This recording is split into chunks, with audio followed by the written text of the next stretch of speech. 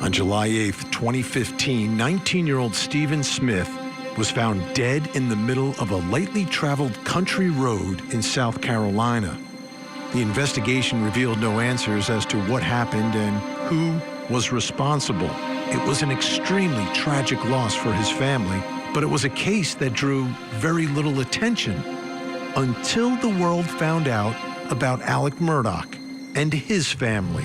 Then, all of a sudden, it became one of the stories linked to the Murdaughs and linked to the nation's obsession with justice or lack of justice in the low country of South Carolina. The investigation into his death is one that has raised many more questions than it has answered.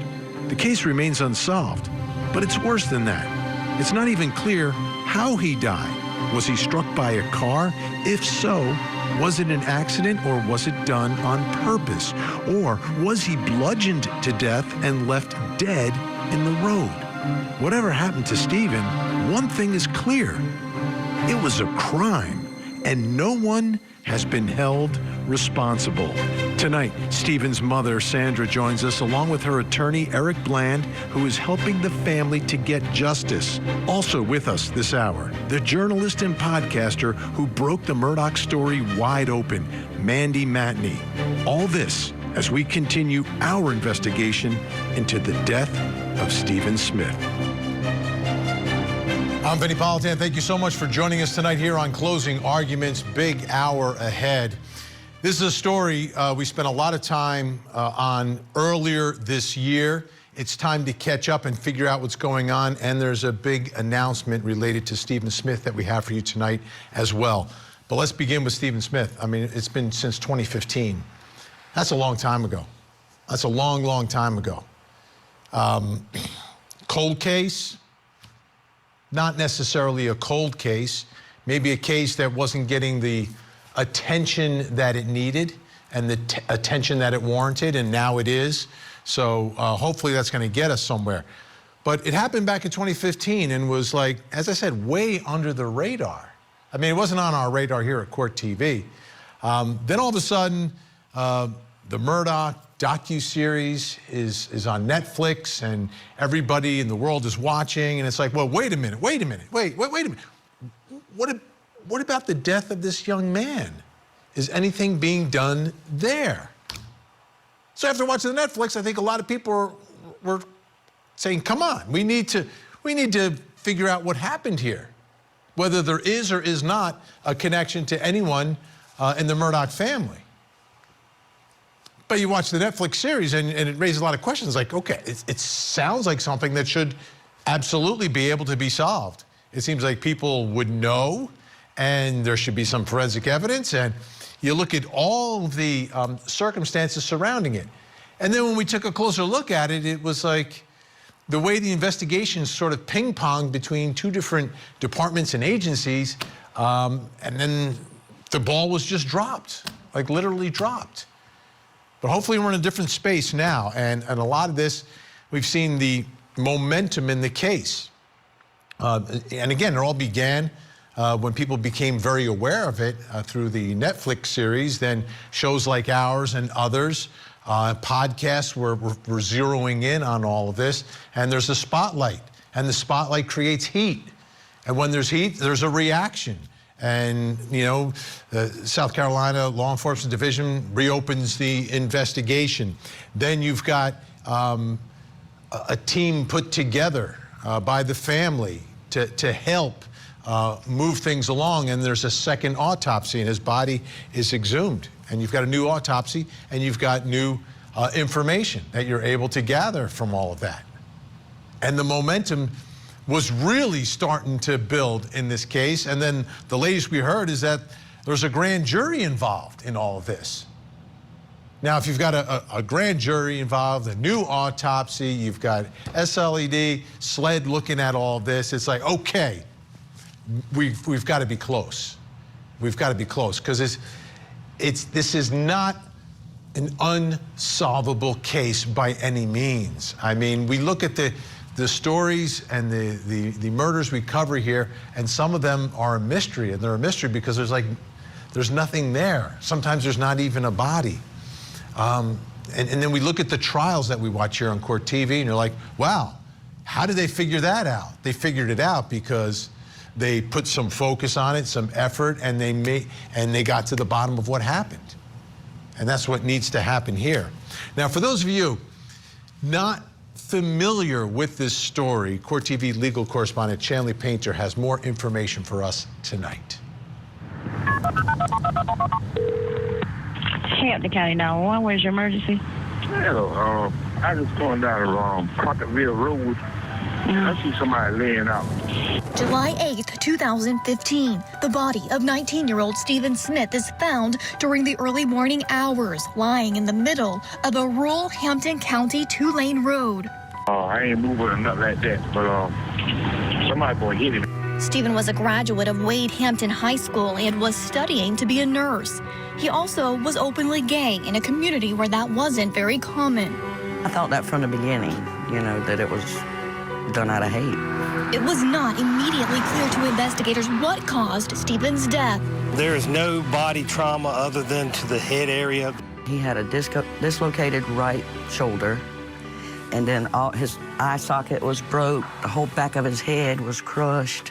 There is some scrapes and scratches on his left and right arm, on his knuckles, some across his face. Later that morning, police found Stephen Smith's car about 3 miles away, parked on the side of the road. The car was locked. He had his phone and his key in his pocket, but then he left his wallet. So if you're going to go get gas, why would you leave your wallet in the car? The medical examiner ruled Stephen's death the result of a hit and run, a finding that shocked his mother and the investigators. There was no damage anywhere. There was no debris in the road. It does not appear to be, in my opinion, struck by a vehicle. As police tried to determine exactly what had happened, Buster Murdaugh's name kept coming up. Some of his friends came over, him and Stephanie's friends, and they said, you know, it was the Murdaugh boys that did this. You know, we never thought that.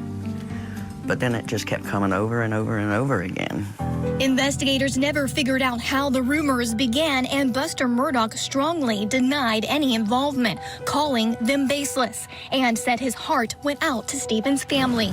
The investigation into Stephen's death stalled for 6 years, until June of 2021, when the murders of Maggie and Paul Murdaugh thrust the case into the national spotlight. It was then that SLED reopened the investigation and officially ruled Stephen Smith's death a homicide. Okay, we've got some special guests joining us tonight from Hilton Head Island in South Carolina. Stephen Smith's mother, Sandy Smith, and with her, the author of the soon-to-be-released book, Blood on Their Hands, Murder, Corruption, and the Fall of the Murdaugh Dynasty. And if this book is anything like the podcast, it's going to be amazing. And of course, she's also the creator of the Murdaugh Murder podcast and another podcast, which everyone's listening to, Cup of Justice. Mandy Matney is with us. And in Columbia, South Carolina tonight, the attorney for Stephen Smith's family. He's also the host of that Cup of Justice podcast with Mandy. Eric Bland is with us. Okay, I am so glad everyone is here tonight. Thank you so much. Sandy, I want to begin with you. And I want to right off the top here, because I know there's a big announcement about a scholarship that you are now going to be putting together. Can you explain to us what it is and how it came to be? It came to be through the generous people who donated to the GoFundMe. And we were able to put aside the $30,000 for the reward, and then we put $25,000 in a scholarship fund with the community foundations of the Low Country. And it is to help young people who want to go to college but doesn't really have the means, and they struggled like Stephen struggled. And Stephen struggled mainly with the workbooks and his scrubs, because they were like $300 and $300, but you had to buy them from the school. There was no other way of getting it, and it was hard. And I feel like that's what Stephen would want us to do, is to help others What an amazing thought. What an amazing generosity. Let me put it up on the screen here so folks can see it. It's the Stephen Nicholas Smith Memorial Scholarship, established, obviously, in loving memory of Stephen Nicholas Smith by his family and friends. The mission, again, is to provide annual scholarship support for qualified students with financial need who are in pursuit of post-secondary education with a preference for the field of nursing. Eric Bland, I'll go to you really quickly. You know, the money, right? There's such generosity and an outpouring of support. And there was some money, and amazingly, now that's going to be used to help young people like Stephen. Yes. First, I'd like to say good evening, Vinny, and thank you so much for doing this story. The only way that we can make progress is if we have a focus on Stephen's investigation and Stephen's death. And you doing this is very important. I also like to say hello to Mandy and Sandy, two of the most beautiful women in my life, who I value so much. Yes, I mean, it is amazing what Sandy has done. She has not taken one single penny from any of the money that has been raised through GoFundMe and any other charitable donations. There hasn't been any attorney's fees. All the money has gone to pay experts, to pay for the exhumation, to pay for the reinterment of Stephen, the second autopsy report.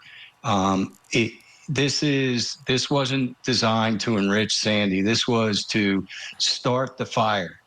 And, you know, what happens with cold cases, Vinny, there's a lot of flurry in the beginning, and then they tend to, you know, the investigation tends to wane a little bit. And what happens here now is Alex, with his new plea and the new shenanigans by his lawyers daily and appeals and the Corey Fleming, it's stealing the oxygen away from Stephen's investigation. And quite frankly, I'm a little frustrated with SLED. I am beginning to voice that frustration because I think we're entitled to know more than just we're making progress. I'm not asking for the granular details, but Sandy Smith has been patient. She's been backburnered so many different times over the last 6-7 years, and now she's being backburnered again, it looks like, with what's going on with Alex, both in state and federal court.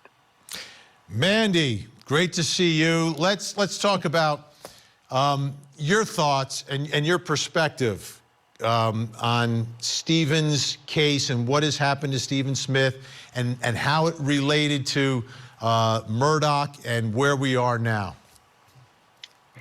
Yeah, so I met Sandy actually in 2019 when I was investigating the boat crash that killed Mallory Beach. I had seen a bunch of memes on Facebook and heard a lot of chatter, people saying they want justice for Stephen and Mallory. And I knew nothing at that point, and the first question was, well, who's Stephen? And a couple days later, I was at Sandy's door, and I met her in 2019. I was thinking about that today and how far we've come in the last few years, but how far we still have to go. And I've gotten to know Sandy very well in the last few years. We've become very close, and I've, as a journalist and now as her friend too, I just have seen the ups and downs that she has to go through. And I've seen her get so excited, and I remember you called me the day that the investigation was reopened, and we both cried because that's all that she wanted. She just wanted that validation. And then again, she got some more validation when SLED called this a murder and said that they were focusing on it back in March. And now here we are again and just needing answers. And I'm with you, Vinny. This case absolutely can be solved. That was one of the first things that I noticed when I started investigating this back in 2019, is that there's a lot there. They just need people to open up. There are people, I believe, who are keeping secrets on behalf of who knows. We do not know who killed Stephen, and we are not saying that the Murdaughs did it by any means. And Sandy is not saying that either. We are just saying that we need answers and we need people to talk. And to do that, This is what we need to be doing. We need to be putting Stephen in the spotlight again. So thank you again for having us. We really appreciate it. So, Mandy, in your investigation, and I've looked at it as well, and I've got my take. Why do you think that a case going back to 2015, here we are in 2023, and we still don't have an answer? Sandy doesn't have justice. Why do you think that is? I think, unfortunately, a lot of people, I think people know what happened, and I think that they chose themselves and to protect other people instead of worrying about a grieving mother and caring about Sandy Smith and her family and actually stopping to think about what it does to them every single night and every single day, knowing that their son was killed and they have no answers. I think that there's a lot of selfish people out there who do know what happened, and I think that they have believed all this time that this is just going to go away, that Stephen's story is going to die down and they can sweep it under the rug. But this is another example. This is just another chapter. We're all going to keep going. There's so many people who love Sandy, as it's very evident from the $130,000 raised very quickly. People love Stephen so much, and people really, really want his case to be solved. No matter who did it, we just need answers. Absolutely. Okay, Mandy and Sandy will stay with us. Eric Bland will stay with us. When we come back, we're going to take you back to the scene to get a little more insight into what happened that day. Plus, coming up next hour. In Chaffee County, Colorado, wife and mother of two, Suzanne Morphew, disappeared from her home on Mother's Day in 2020.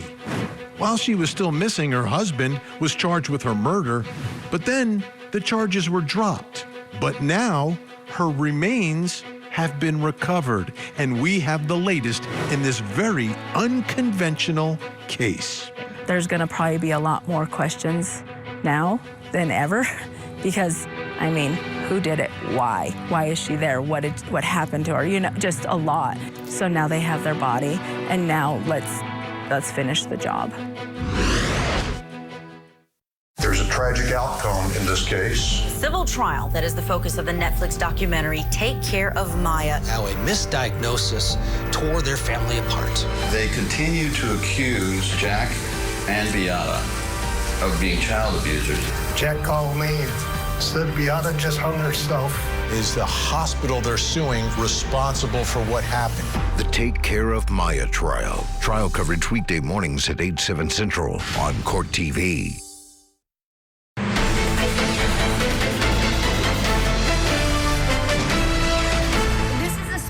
In Hampton County, where Stephen Smith's body was found in 2015. There's now a memorial to honor his memory at this location. This is an area that is remote. There's a cornfield on one side of the highway. There's trees on this side of the highway. And here you can see it's only about 20 yards from the nearest home. Chanley Painter returned to the scene when we were all down there covering the Murdaugh trial and covering the story as well. She went back another time with the star of the Murdaugh trial, the expert witness, Kenny Kinsey, who after this interview became part of the team looking at the death of Stephen Smith. Let's take a look at what Chanley and Ken Kinsey had to say. I'm here on Sandy Run Road in rural Hampton, South Carolina, the location where 19-year-old Stephen Smith's body was found in the early morning hours of July 8th, 2015. We are digging into the investigation file, and in that effort, we wanted to tap into some expert resources. So I had Dr. Kenny Kinsey meet me here at this location. He, of course, is an expert in crime scene reconstruction, and I can't wait, Dr. Kinsey, to hear your thoughts. I know that you've also read the file. Now that we're here on location, what's standing out to you? Ms. Chanley, I noticed some features in the landscape that have remained constant in the last 7 or 8 years. A lot has changed, the dynamics of the highway, the pavement, some of the paint, but I can also isolate several features that helps me put the location down to a pinpoint. Maybe not a point of origin, but at least an area of origin where Mr. Smith's body was located. And that's key to kind of understand maybe what happened, how his body was positioned at the time that those first responders arrived here at the scene, right? It is. See that one point right here? Right. And then the box extends over the actual line. So head this direction, feet that direction. In that direction. Yes, ma'am. Right here, literally on the center line, it looks like. Yeah, he did straddle the center line. I don't know the exact position because I haven't seen the exact photos, but somewhere in this area. What does the position here in the middle on the center line tell you? Well, Ms. Chanley, it's so many different ways, and I don't want to. I don't want to state a method because I really don't know that part. It does look a little odd to me, the lack of damage to Mr. Smith's clothing. I mean, I'm not a trooper. I haven't ever been a trooper, but I have assisted on a number of pedestrian versus vehicle accidents, and I don't know that I've ever seen clothing in that pristine a condition from a vehicle versus pedestrian accident. And the positioning on the middle line, I mean, at bare minimum, I don't think a person could mistakenly hit someone and not know they hit someone. There is a lot of, you can see kind of far down in this direction, that direction. There's a slight curve here in the road.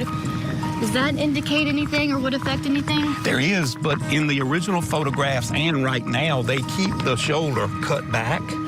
So you still got plenty of field of view. You may not get it in the highway, you know, from a distance, but you should still see something moving. And those headlights are going to light it up for several hundred feet. The lack of physical evidence here at the scene, talk to me about that.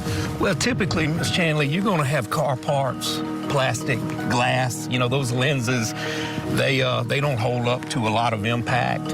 And the ones that I have worked that were intentional, and also the ones I've assisted Highway Patrol with, I believe there's always been debris. Right, like to the point, you would see something, this is not obviously from a car, but just maybe the bumper or paint. Oh, exactly. Glass. There's no evidence really of swerving, right, from what you see in those photos? In none of the photos I've seen, Chanley, when you slam on brakes, you're going to leave tire material on the pavement. It's going to show definitely the tire span, the width of that vehicle. Sometimes if you stop fast enough, it's going to leave a direct impression in that rubber. If you can find that at a crime scene and you can find a suspect tire, a lot of times you can use those characteristics to include or exclude that tire. None of that's here on the scene. And it's probably changed in 8 years. If that vehicle is still around, of course, we change our shoes. Well, you have to change your car tires too. So it may be knowledge, some person's knowledge that they have to depend on. The key here is someone knows. Someone knows, because people can't be quiet, and somebody knows and they're scared to come forward for whatever reason. But somebody knows, and the Smith family deserves answers. Sandy Smith, Stephen's mom, still with us. Mandy Matney, Eric Bland as well. And Sandy, amazing folks who are helping out from the team that Eric and his partner put together. What are your thoughts about that night? I mean, would he be walking down the middle of the street? I mean, I'm not from the country, but if I was walking down that street in the middle of the night, there's not a lot of traffic, I think I would see or hear a car approaching. Right, and Stephen and his sister and the friends, they walk the roads at night sometimes, and if a car was coming towards them, well, they would hear a car or see lights, they would jump in the woods and hide and then wait on that car to pass, and then they would get back in the road and start walking again. That makes sense. It's the middle of the night, right? It's the early morning hours. There's no street lights there. There's not traffic. I mean, I think when I was there, I don't know if there were 3 cars that may have passed through that area. All of these roads are very, middle of the day. There you have it. Oh, there goes one car. Wait another 20 minutes. Maybe you'll see another one. Eric, so You expressed a level of frustration, and explain to us how the team you've put together is working or communicating with SLED. How is that relationship working or not working? It's more of a one-way highway, but that's come to be expected. You know, the pathologist did his second autopsy report. It was given to SLED. Dr. Michelle Dupree did a report. It was given to SLED. Dr. Kenny Kenzie did a report. It was given to SLED. And they asked us not to release it publicly because it would interfere with their investigation. And, you know, again, we were very excited and excited to cooperate with their requests. And we still are. The frustration for me is this cone of silence that is existing about Stephen's death. Not sure who did it. I don't really get mired down in that, but I know that people know how he died. And justice for Sandy looks a little bit like this. She doesn't want to tar and feather anybody, put anybody on a post and burn them at the stake. She just wants to get answers on how her son died. She needs peace. You know, a mother that has to live not knowing how her son died never gets a good fresh breath of air or a good night's sleep. So she wants answers. Then the second component of justice is holding somebody properly accountable. You know, if it's somebody that hit Stephen and then fled the scene, then it's fleeing the scene of an accident.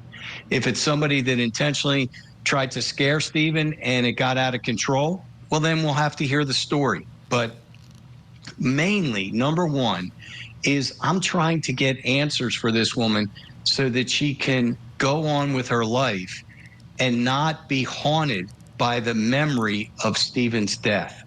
She deserves that. Every mother deserves that. And I feel like that SLED, again, you know, they're doing what they're doing. I don't get the inside 411 on what's going on.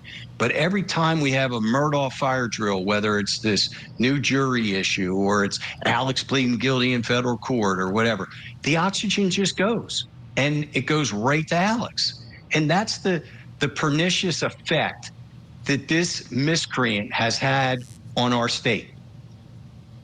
Mandy, going back to the scene where this happened and this road, and to me, you know, accidents can happen, I guess. It just seems like someone driving down the road would see him if he happened to stay in the road. If he's in the road, like Sandy said, you hear or see a car, regardless of how fast it is. You look at where he was found and you look how long the stretch of road is and how quiet it is there and how peaceful, especially in the early morning hours. Does any of this, what makes sense to you as to what could have happened here? Well, I think one big thing that has always stuck out to me is Stephen's wounds, and Stephen was most of his trauma was on his head. And if you think about that, how could a car, and they hypothesized that a truck mirror could do that. And he had abrasions, a little bit of abrasions on his arms, but most of the damage to his body was on the front of his face, correct? Yeah. The front of his head.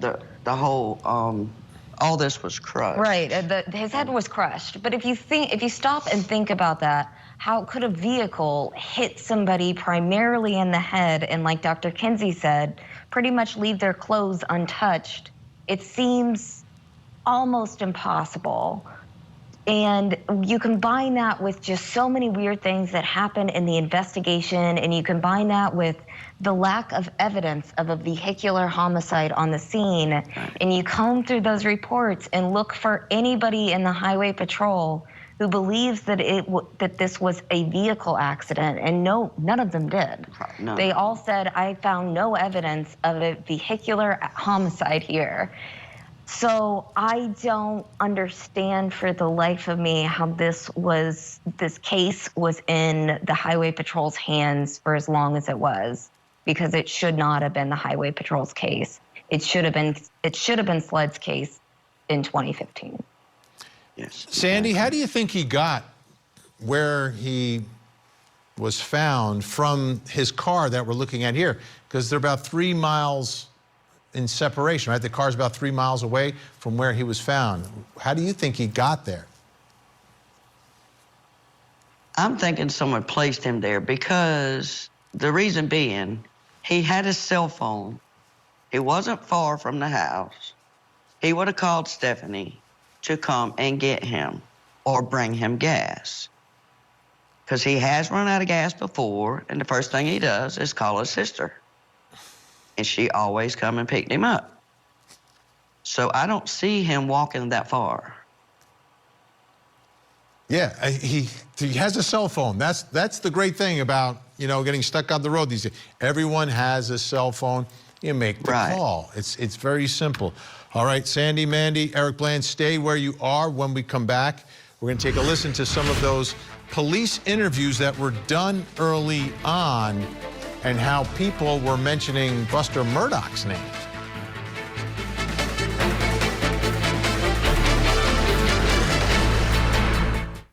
I've worked hard all my life. I've gone from being a local reporter to becoming a law student to then even going on to teach other lawyers, all before I came to CourtTV. As a journalist, lawyer, and teacher, I learned the secret to success is speaking in your authentic voice. And I bring that lesson to my show, Opening Statements, every morning on CourtTV. Opening Statements with Julie Grant. Weekday mornings at 8, 7 Central. Only on CourtTV.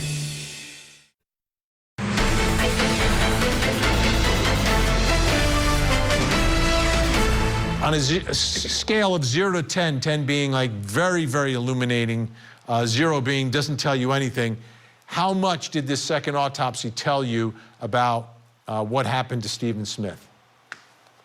Actually, Vinny, I think it was close to a 10. Really? Really. We were able to do everything we needed to do, and again, it was almost as if we were doing the first autopsy. The only thing that we did not do was toxicology. And we have the results from the first autopsy on that, so they weren't needed.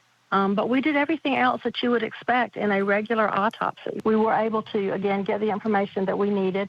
And really, this is now, this is sort of now in the hands of the investigators. That's where a lot of this key information is going to lie. We're hoping that somebody who does know something, because somebody does, will come forward and sort of fill in a few of the missing pieces that we don't have. That was back in April, right here on Closing Arguments, Dr. Michelle Dupree, a 10 out of 10 in how illuminating the second autopsy was, which was great news, right? And then again, it was, as Eric Bland has told us, handed it off to SLED. And here we are now, it's September, still waiting to find out more about what's going on. What is the grand jury? What type of evidence are they hearing? What are they doing? Now, at the time, you go back to 2015, there were a series of interviews that were done with people. And we have audio recordings of those interviews. And everyone says, well, how did the Murdaughs even come up in this? Well, they came up in this because of what people were saying to investigators. Take a listen. Can you tell me what you heard about the Stephen Smith incident? I just heard when last week did it. You heard what? I'm sorry? Okay. And who was that? Buster Murdaugh. Okay. And I'll be honest with you, Tatiana. Buster Murdaugh's been on our radar long before this. I was with some friends one night, and out of the blue, one of my friends came here and said that, I mean, we had already knew, like, he got hit or whatever, and we didn't know who did it, but we just heard that Buster did it. So after that, I mean, everybody know who Buster is, and like his family and all that, so it was kind of like shocking. So, you know, we just kept talking about it, and I guess it spread it around like a lot. Another friend of mine had texted me asking me if Buster and Stephen were together, and I told him no. I said, not that I knew of, and then I asked him why. He said because he had heard that, and then I asked him who he heard it from, and he said he didn't know, he just heard it. Okay, so he didn't have any anything to base that upon, just except for more or less a rumor. Is that correct? Yes, sir. And that's how, everyone was talking about Buster Murdaugh in particular, but how the Murdaugh name got intertwined in the death of Stephen Smith. Let's bring back in our guest, Stephen's mom, Sandy Smith, and Mandy Matney, author of the new book, Blood on Their Hands, and Eric Bland, the attorney representing Sandy Smith's family. So, Sandy, what do you make of low country rumors? Do you take them with a big grain of salt? What do you think? Well, I do take it with a grain of salt. And when they first told Stephanie, it upset Stephanie when they said that Buster killed your brother. And she came to me crying, and I said, Stephanie, you got to overlook what people say. People's going to talk, especially because of your brother's lifestyle. I said, so I don't see any reason why they would have any reason for killing Stephen. And Mandy, you talk about, and everyone keeps saying it, right? Dr. Kenny Kinsey, Dr. Michelle Dupree, talking about the fact that someone's got to say something. Well, initially people were saying something. There were these rumors. I mean, you try to trace a rumor. It could be just one person started it, and then it just spread like wildfire from there, just out of thin air.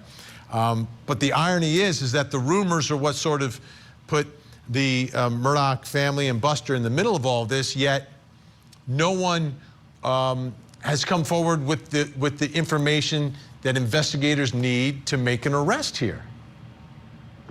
Right, and I think Who's going to go? Mandy first, then Eric will close us out.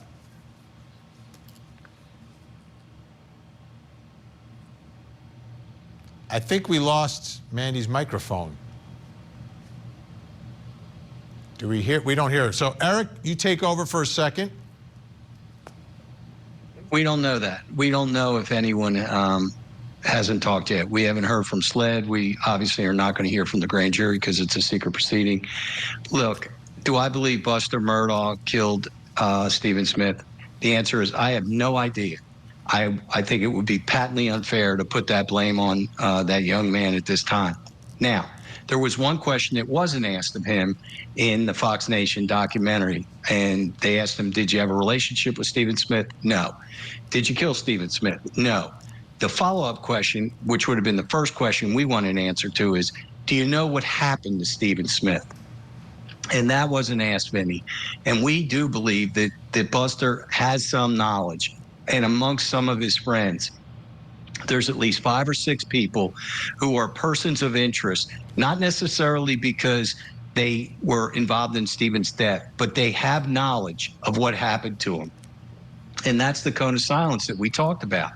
And, the Murdaugh cone of silence is very scary in that part of the state. In the documentary, you heard that Alex's wife, Maggie, told Paul's girlfriend, look, this is the kind of family you're getting into. When Randolph's wife, Miss Libby, was going to leave him, he posted an obituary of her in one of the Low Country papers. Now, that is frightening. Wow, that is cold. And she didn't leave him. That is frightening. And that tells you the kind of people that these Murdaughs are, and that they wield a lot of power. So I don't necessarily agree with Mandy in part that they're just being selfish and not stating it. I think there's some people that are legitimately afraid if they open their mouth, and it's the duty of SLED to protect these people. So, Mandy, where do you think we are right now in terms of what the temperature is down there, right? The Murdaugh dynasty has blown up, right? We witnessed it ourselves. Go ahead. All right.